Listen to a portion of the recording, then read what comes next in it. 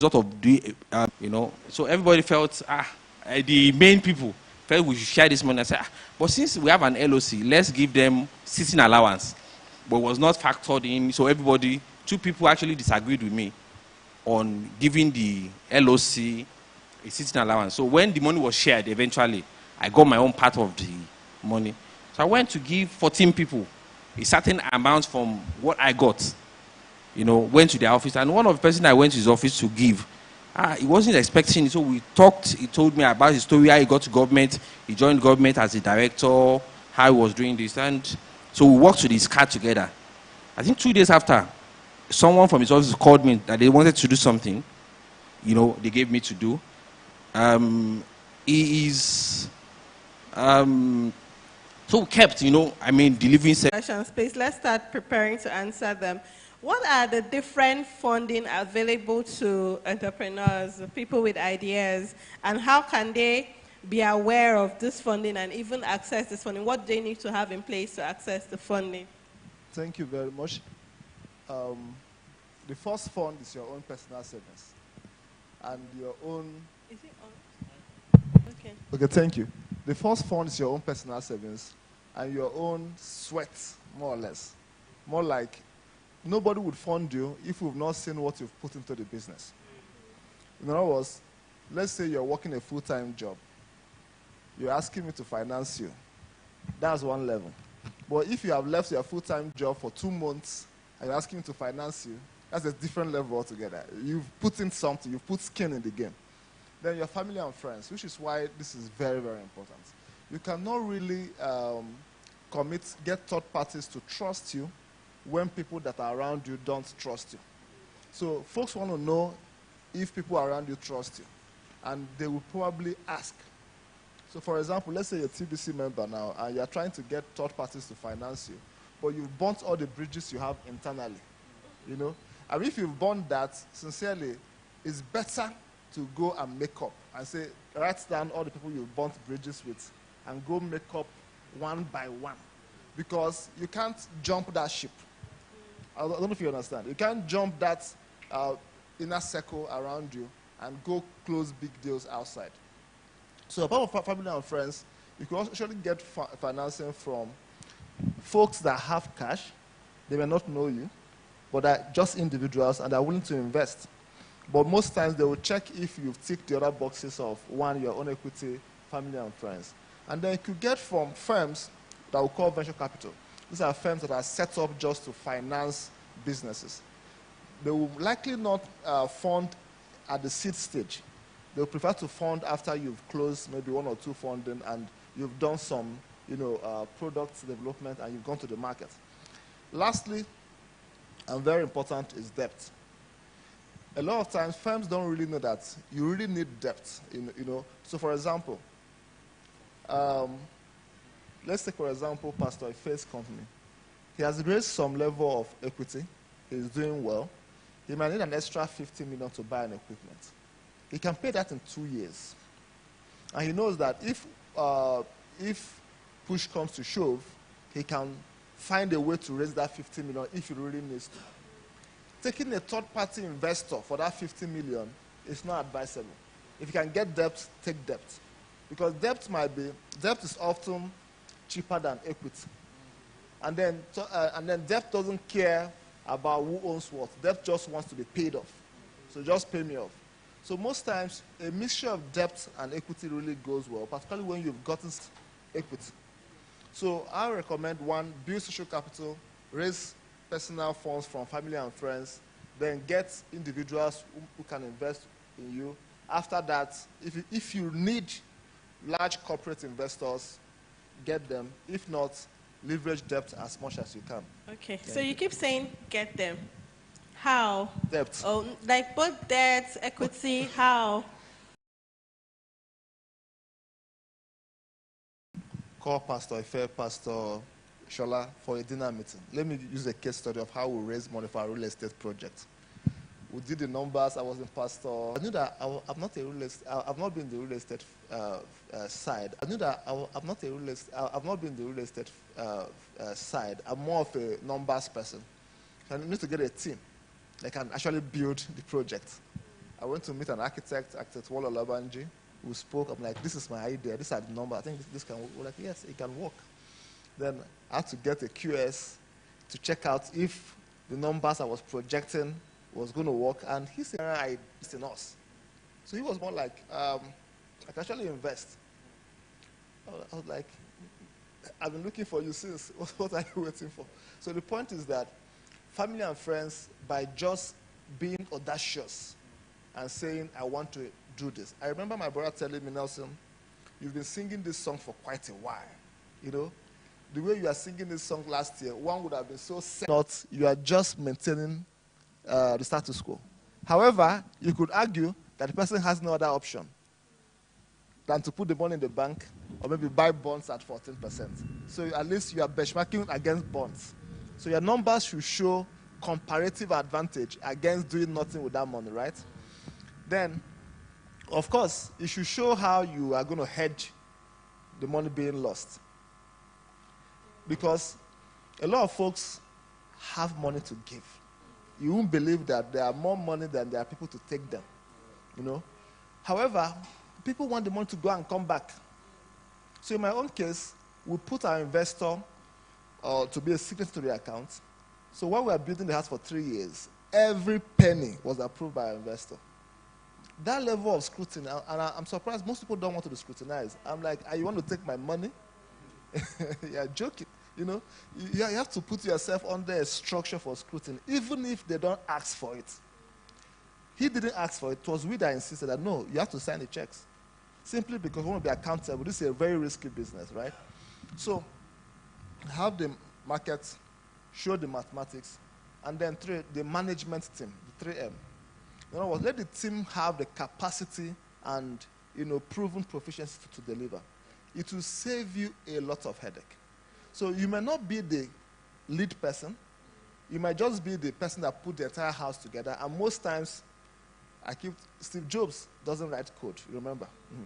So if you can put the entire team together and to deliver a set of outcomes, then the person putting the money is a bit confident that you can actually exploit that market opportunity.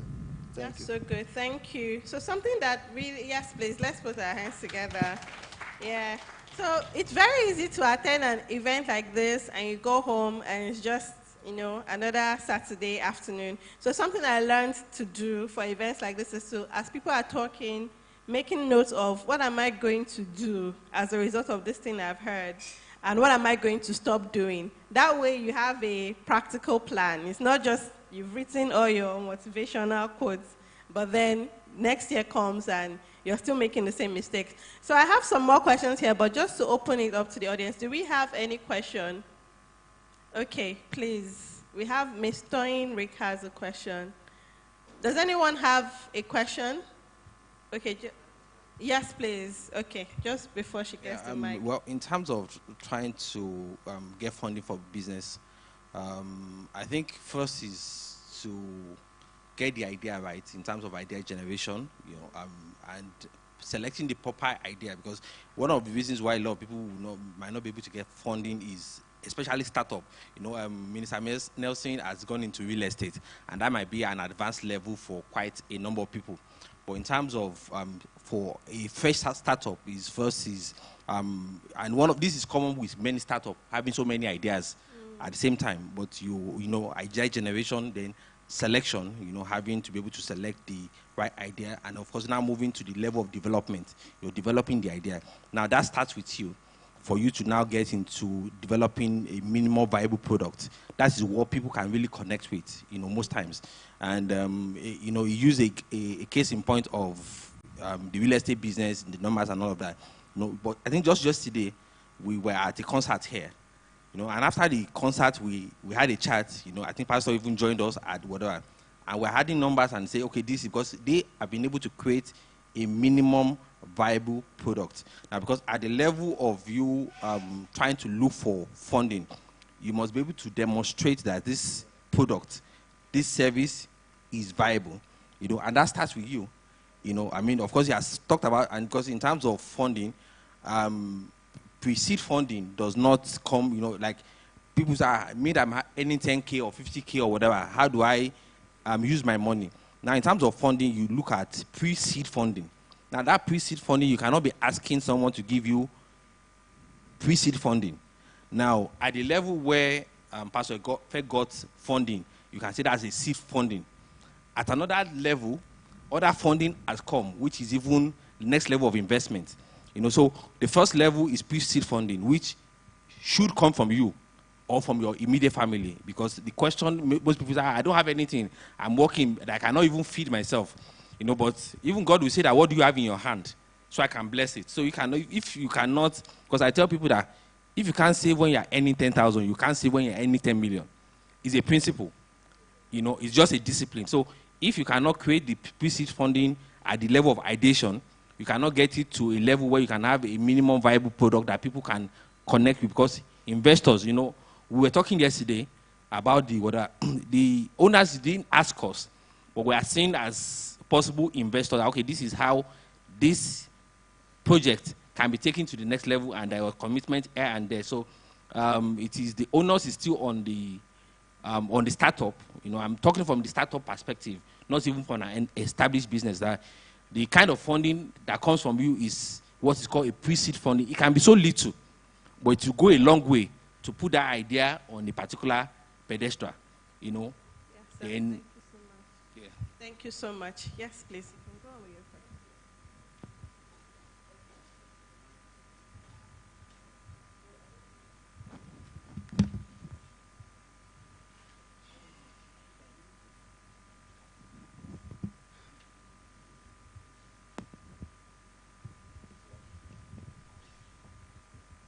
Thank you. So the question I want to ask is in regards to funding for service-based businesses. So I noticed that a lot of times when we talk about funding, it seems like a lot of investors, like different organizations, focus on products. And not just products, even tech-based organizations. So my question is for Mr. Nelson. Sorry, Minister Nelson. Like, what are the funding opportunities for service-based businesses that are looking to maybe expand, right? Break into new markets? And what would you recommend? Like, how would you recommend service-based businesses position themselves? What are the things we should really prioritize that would increase our chances to access Financing. yes, financing? Okay, thank you very much. We can learn from history. So let's take an example of the top service-based businesses. Advisory, legal, accountancy. These are professional services. You'd notice that they're organized more as partnerships because it is the human capital, social capital of their partners that is really the asset, not their capital base. In other words, their capital base is primarily their leaders and not their money in the bank. So those firms expand by getting more partners on board, primarily. Now, but there are instances where a service-based business might actually need money to, scale. But the truth is that relative to human capital,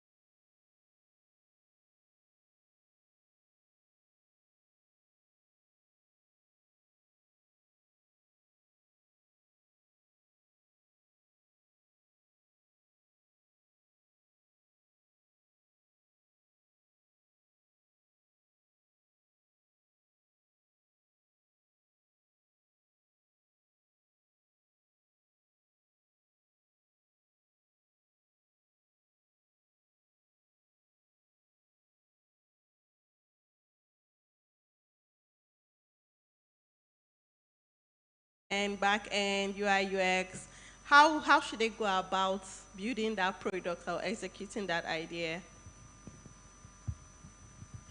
Well, that will still boils down to doing more research if they have to go into that, because you shouldn't do any business that you don't have a full knowledge about.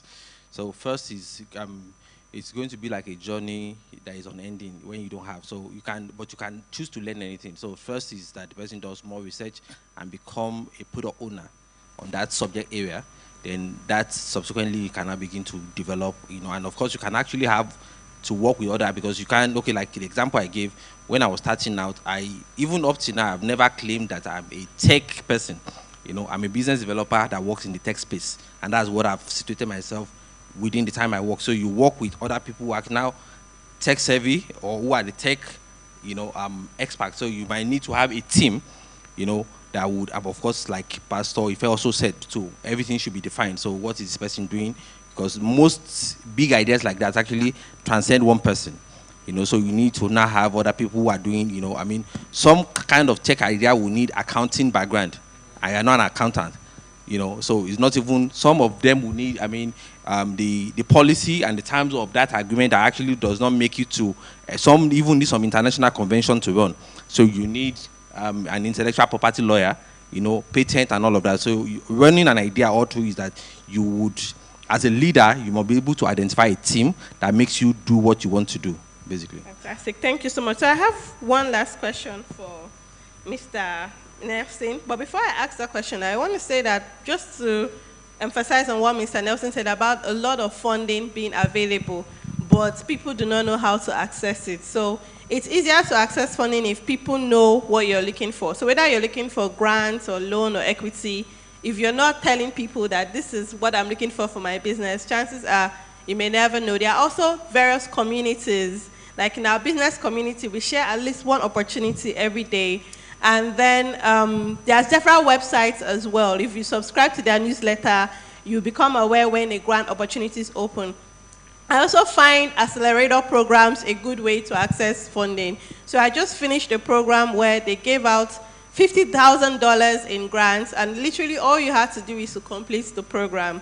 It was a 12-week program, and literally, it's not that deep. You just had to complete the program, and you'll be able to access the grant. So it's sacrifice, but a sacrifice that pays off in terms of even getting funding to grow that business. So the question I have for final question before we go on our lunch break is, you mentioned loan over equity, and I'm really glad that you did that, because a lot of people will tell you that they're scared of getting loan. They'd rather get free money or have their family and friends invest, which is not a bad thing. So in getting loan, what are key things that people should consider? Do you think it's harder for women to get funding than men? Very interesting question. And before I answer, just to say that next time you want to enroll for such courses that has 50,000 grants, you should let us know. That was 50 million, brother. So I'll start with the women access to finance. Interestingly, we are doing a study for SMEDEM right now as we speak to assess why women are not having sufficient access to finance, funded by ICR and British Council. So maybe we should wait for the report to come. Shows that it is not just that the institutions are not providing financing for women, they are, but the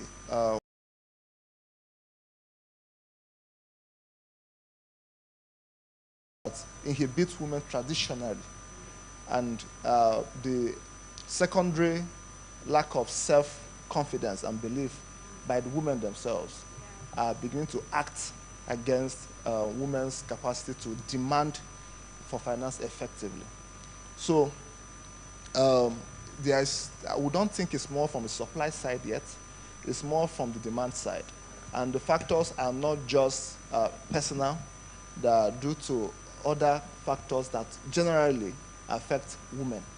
So for example, again, we did another study for ICR, but this time around in Uganda, to find the effect of, the local conditions of women with respect to leadership. And the key factor is that women don't get enough higher education as well as men. You could check.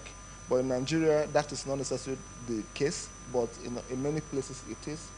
And then two, women don't have that confidence as much as men do, simply because, you are in a patriarchal system where you are told what to do a lot of times, and over time you begin to lose capacity to self-initiate, And then women are not often in the room when leadership decisions are made, because these decisions are made primarily on network and social relations. So you don't play golf with the guys, you don't hang out for clubbing with the guys, so we don't know you, the bosses don't know you, so they don't, call you out. So those factors act against women. So it's a fact, there's a challenge, and there are many things we can do to change that. That's why we have a woman leading the team for this TBC Carespring.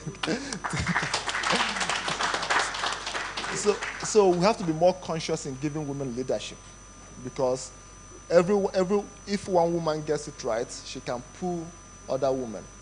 Now, to the question of access to finance generally for loans, is that when you want to take a loan, you have to understand what is at stake. The commercial institution is not there to promote your business. They are there to make money. And you don't blame them, because these are people's money they are managing. So you have to understand that.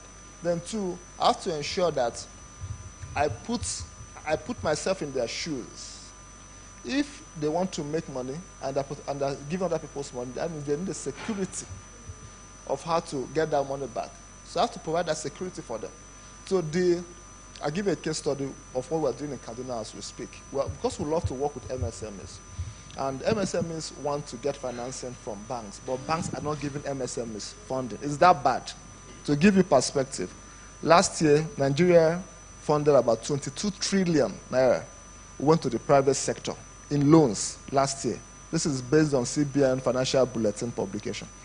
Of that money, less than 1% went to MSMEs. Less than 1%. And MSMEs account for 85% of the jobs in Nigeria and half of the GDP. So that tells you a lot. So, but why MSMEs not getting finance? MSMEs are small by definition. Average capital base of less than 10 million. So it's harder to pursue somebody that is less than 10 million and get his asset, because he has no assets to hold. So why would I give him money when I have nothing to keep? So that's the general challenge for MSMEs. So our solution was to get them to work as a group. But even then, you cannot trust their individual guarantees. Yeah. But it increases the negotiating power, right? Yeah. Now, get the banks to be willing to fund them on certain conditions that does not violate the bank's interest. So in this case, what we did was that we got the MSMs to work as a group, provide their own equity contribution of 20% for the loan, but ensure that the asset must be a physical asset that the bank can hold in case it. Then get the MSMEs to find one person that can guarantee the loan within themselves. So in other words, we ensure that the MSMEs met what the banks were looking for. And then got the state government to provide some little bit of grants to oil that process. And I was discussing with my team member in Kaduna today, about 100 million worth of project has been implemented thanks to that within the last 6 months. My point, if every party respects the interest of every party, we'll get the job done. So I come to the bank knowing that the bank wants to get their money back. So if I don't have collateral, don't bother coming, because they want to get the money back. And collateral is not just having cash. I'll give you another case study, final case study. Of recent, we chose to go to the commodity trading business. I will know that commodity trading is about cash. You have to have cash to buy the products. So knowing that the bank needs to meet this. So we came up with a warehousing securitization model. And thankfully, it was not too new. People are already doing that. So I drew up the structure, the cash flow, how the money will flow, how the bank will be protected, how a warehousing third party would warehouse the assets in lieu of the bank. And now my job was to have meetings with the banks. I called Pastor Femi, get me your people, let's talk. So he got the people. My job was to ask them, if we do this and this and this and this, does this meet your own learning criteria? They're like, bingo, it does, with some little adjustments. We'll call Sterling Bank. Sterling, if we do this, this, and this, and this, will it meet your criteria? Say, yes, it will. It will. So now I have 2 banks willing to finance the project. My job is to now get the other parts right. So the answer is this. Know that the banks are not there to hurt you. They're there to make money. And then know what they want. Then build your case to solve, to meet their criteria and to meet yours. It might require some level of engineering. But those who have gotten that process right always get money. There are many people in this country that they know how to get money from the bank, and they keep getting money from the banks. Amazing. Thank you so much. Please, let's put our hands together for our amazing panel. So now we're going to go on a really short break. So just behind their drinks and food, just grab one, and then we go to our final panel and wrap this. Have we learned anything so far? We've had a great time. All right. Thank you so much. We can go on break now.